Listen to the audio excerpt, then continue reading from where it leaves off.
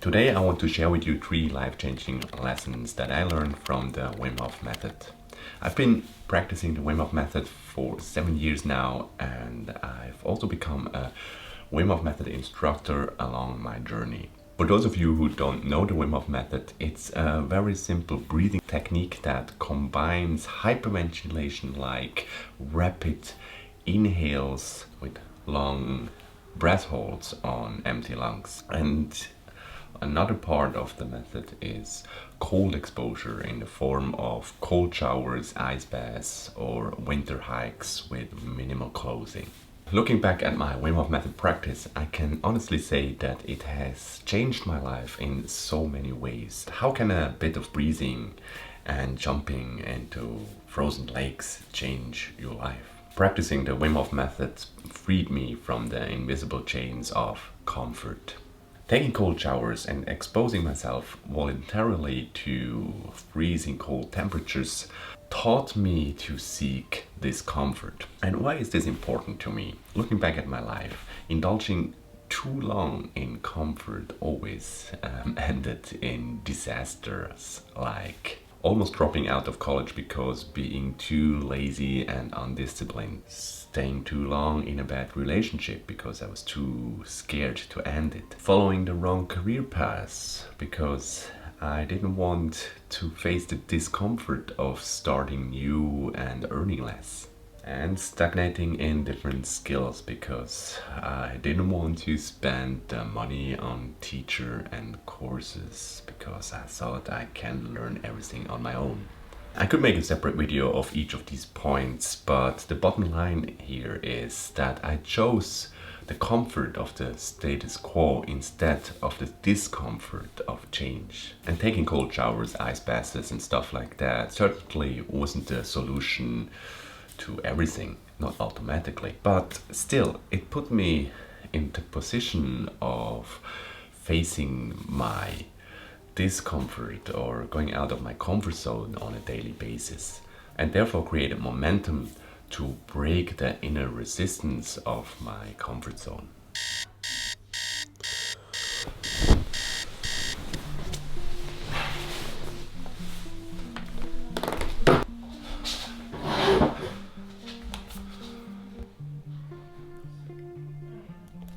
With the help of journaling and a lot of honest self-reflection, I gradually shifted my perspective from seeking discomfort from cold exposure to other areas of my life. And this fundamentally changed my life. All too often we need the pain to change something.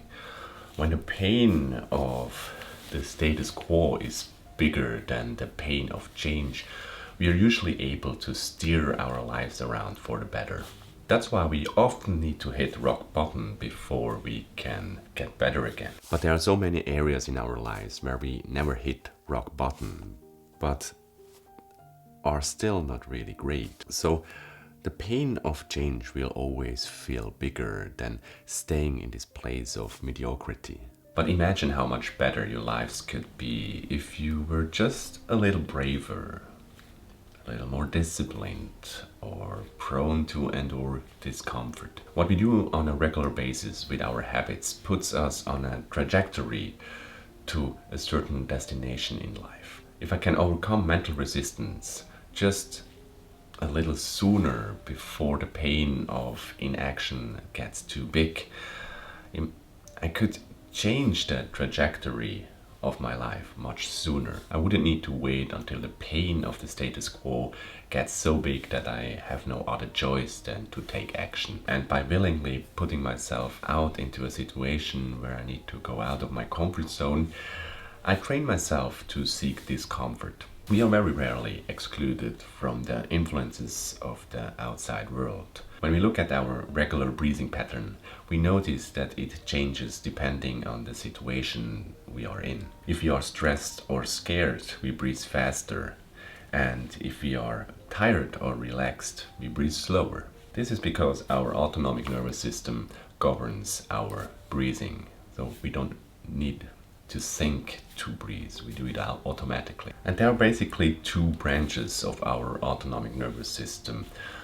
We have the sympathetic nervous system that is responsible for our fight, flight, freeze mode, and we have the parasympathetic nervous system that is responsible for rest and recovery. And the misconception that I had was that those two modes of our nervous system were two extremes of opposite sides. So if I would take the image of a hero's journey, we would either be fighting dragons or sleeping and nothing in between. But real life is much more nuanced, and life is full of events that puts us on one or the other side of the spectrum of our autonomic nervous system. And in today's society, where feeling stress is a badge of honor and anxiety is decreasing, especially among young people,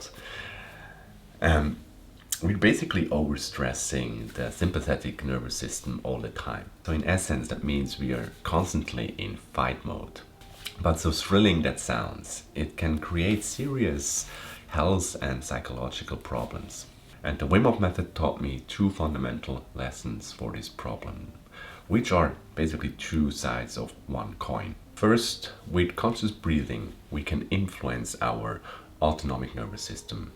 So it's a two-way street. So we're not victims to external events, at least not totally. We may still react instinctively to certain impulses from our external environment. So for example, we may get stressed or anxious when we read a disturbing email, but we can balance that out with a calming breathing pattern. So we are countering a sympathetic reaction to a stressor. And I can use this principle for every situation where I want to calm myself down or recover.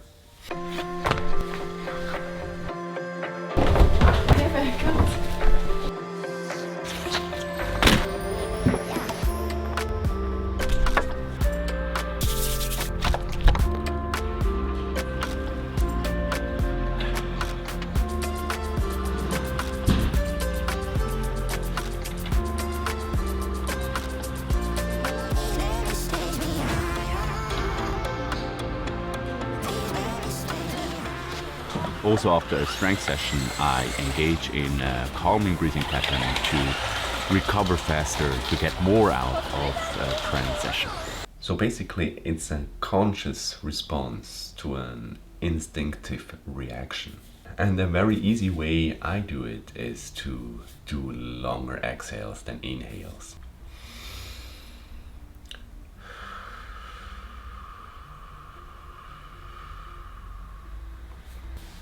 And if I want to calm myself down very fast, I would do a double inhale and then a long exhale, a so-called physiological sigh.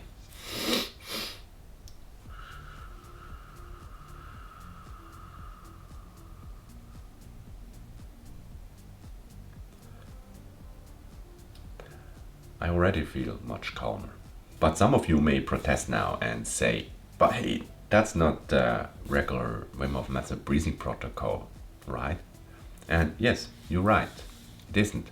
But the Wim Hof Method breathing protocol is just the tip of the iceberg of what you can do with your breath work. When you look at the Wim Hof Method breathing protocol, you have a hyperventilation-like fast-paced breathing, which engages the sympathetic nervous system. And then you have the breath holds on empty lungs, which engage the parasympathetic nervous system. And so by engaging both sides of the autonomic nervous system, you get this calm and yet very focused state of mind.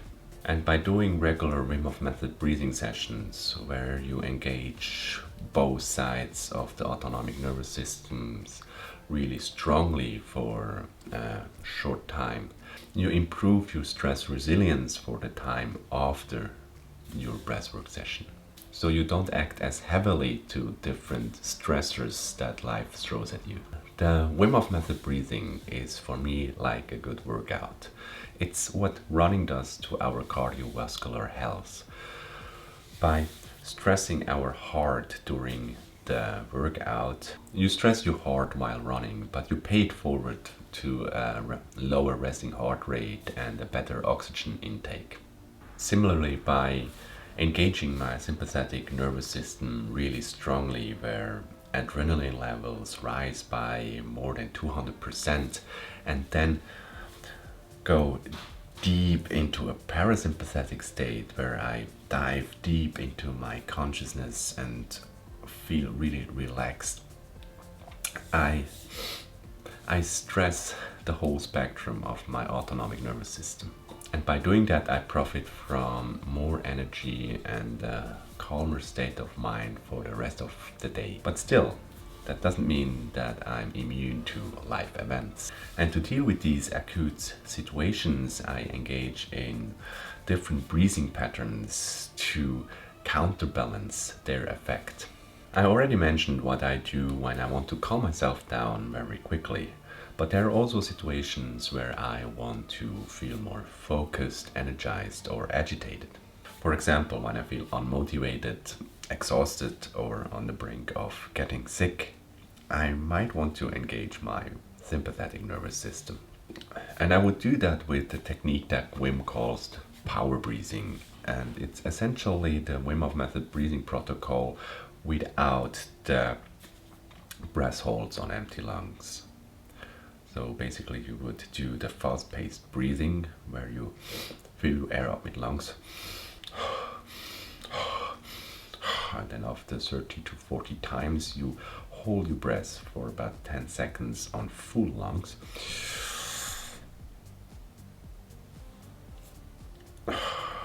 and then you would start the next round. And by doing this continuously, you really engage your sympathetic nervous system really fast.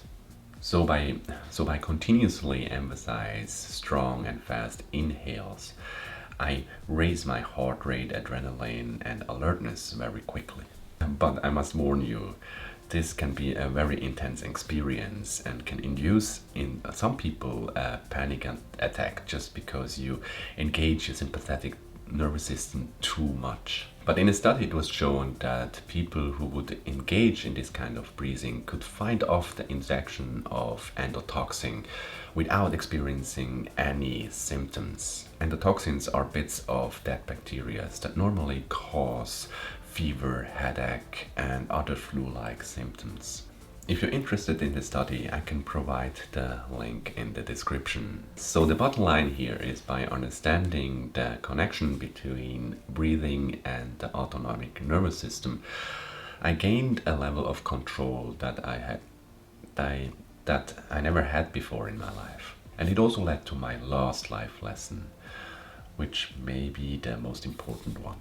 Drawing a line in my life which divides the time before I knew the Wim Hof Method and the time after I discovered the Wim Hof Method. The cold temperatures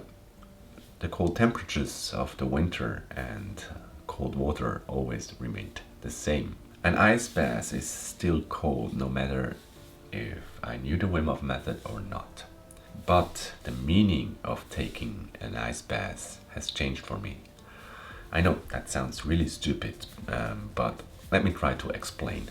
I always ask myself how the breathwork and cold exposure were connected in the Wim Hof Method. I treated them separately for a long time until I learned the connection between breathing and the autonomic nervous system that I described earlier. But there's one final puzzle piece missing, and that's choosing to go into an ice bath voluntarily.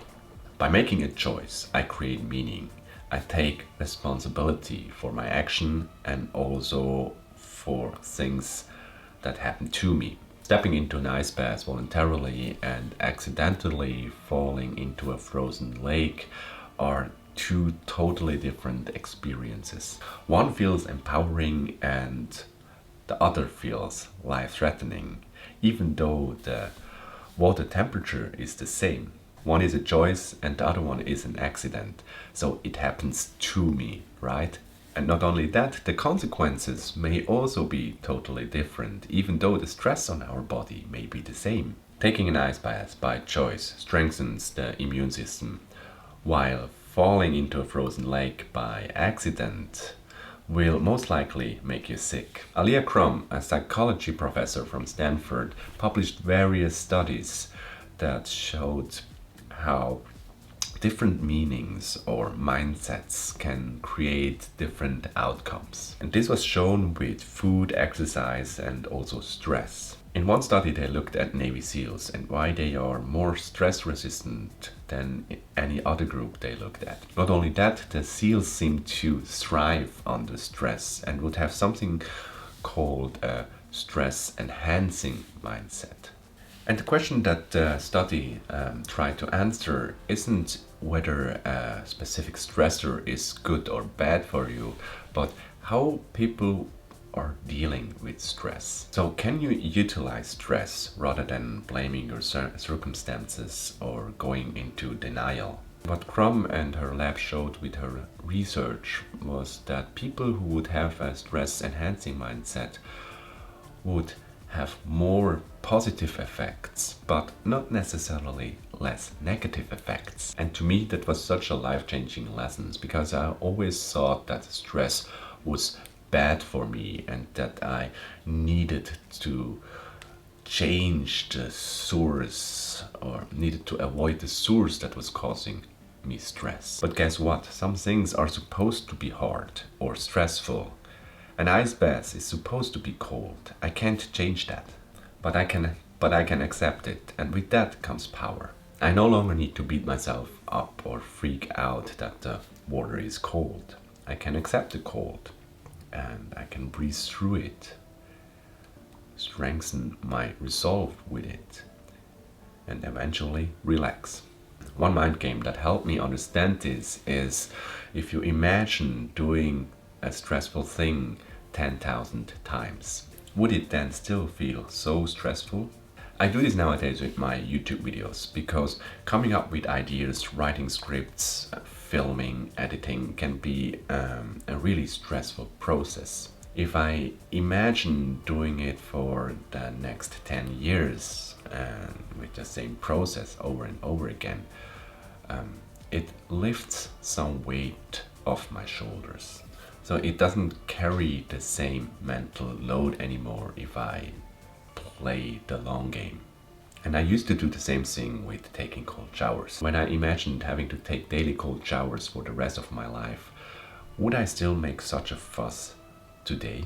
Playing the Groundhog Day game in my mind helped me to accept a given circumstance or a stressful environment and go on with doing the actual work. So dear friends, these are my 3 life-changing lessons that I distilled from the Wim Hof Method. If you want to know what common mistakes people make when doing the Wim Hof Method, click here. And here if you want to have a guided breathwork session with my sweet voice. And for those of you who are interested in a breathwork online course that I'm about to create, sign up for my newsletter.